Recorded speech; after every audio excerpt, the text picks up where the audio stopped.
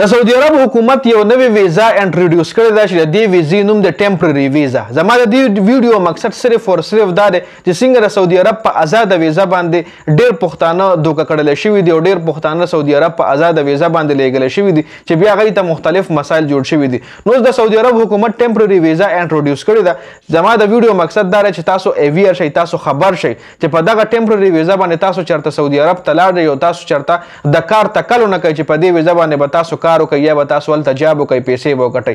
په دې ټمپرري ویزا باندې مو پوهیږم او ځان هوښیار کوئ په داسې قسم ویزو باندې سعودي عرب ته مه دی، ځکه د هغه ځي قانون چې کوم دی د ویزو لحاظ سره انتهایي سخت قانون دی.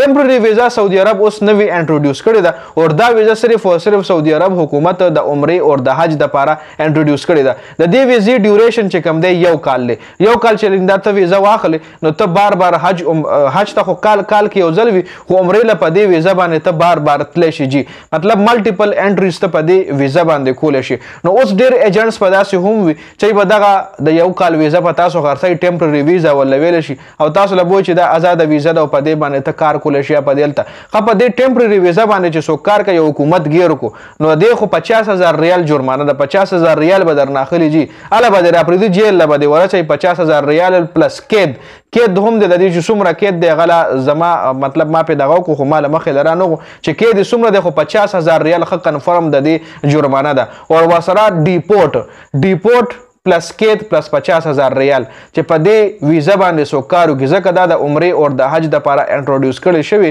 ویزا ده. لکه دا ویزا چې څوک واخلي اوس حج را روان دی، لیټ سپوز لکه حج له چې څوک ځي نو ته خو به سرکاري داخله کې یا پرایویټ داخله کې دا ویزا ته واله حج نه 2-3 میاشتې مخکې واله او لاړ شه چې کله د حج ورځې راجوختې شي سعودي بس ټیکټ واله او لاړ شه هلته حج پې کیدی شي. مطلب د حج او د عمرې دپاره د خلکو د اسانتیا دپاره د سعودي عرب حکومت دا ویزا انټروډیوس کړې ده. نو چې بیا په دې باندې څوک جاب کوي نو خامخا د سعودي عرب حکومت په خامخا سټریک ایکشن اخلي. 50,000 ریال جرمانه پلس کید پلس ډیپورټ مطلب دا چې په سعودي عرب د بین کول هم شي. بیا صرف په سعودي عرب څوک بین شي نو هغه صرف بیا د عمرې او د حج ویزا لګي. هغې نه علاوه د عمرې او د حج ویزې نه علاوه تاله بیا یوه ویزا هم نه لګي چې څوک په سعودي عرب باندې بین شي. لکه دا خو مونږ مسلمانان یو او حج او عمره خو د سعودي عرب حکومت خو دا پلان زما خیال ښه دی چې که څوک بین هم شي نو د عمرې او د حج ویزا هغه له ورکوي جي. نو دا ټمپرري ویزا سعودي عرب اوس انټروډیوس کړې ده چې دغه صرف د عمرې او د حج دپاره ده. نو که څوک هم داسې تاسو له وایي چې دا دغه نو تاسو د ویزې انفارمیشن راوباسئ چې چېرته ټمپرري ویزا خو تاسو باندې از آزاده ویزا نه خرڅئ، لکه زیاتې پیسې به هم درنه واخلي بیا پې ته هلته جاب هم نشي کولی او که جاب پې کې او ګیر کړلی شوي نو دغه 3 غټو جرمانو له بیا ځان ریډي ساتئ جي. نو ځان هوښیار کوئ، ډېر په آزادو ویزو باندې سعودي عرب له خلک لی شي. لکه د دوبۍ او د سعودي عرب قانون کې ډېر زیات فرق دی. د دوبۍ خو ته آزاده ویزا واله او بس لاړ دوبۍ کې ګرځه تاله د اقامې ضرورت نشته، خو سعودي عرب چې ته آزاده ویزا والې بیا به هم د اقامې ضرورت وي. لکه ویزا به هم اخلي او اقامه به بیا هم هلته چا نه چا سره به خبره کوي چې تا له اقامه درکړي. نو هغه اقامه چې تا سره نه د سعودي عرب کې بهر ګرځېدی هم نشي. د سعودي عرب قانون د دوبۍ په قانون باندې د ویزې لحاظ سره لږ سخت دی.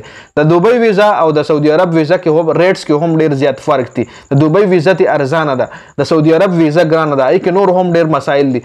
د دوبۍ ویزا خو بس سمپلی آزاده ویزا واخله بیا که پې جاب هم کوي او کمپنۍ به درله جاب درکوي. لکه جاب په آزاده ویزا باندې دا مطلب الاؤډ نه دی، نه په سعودي عرب کې الاؤډ دی نه په دوبۍ کې الاؤډ دی.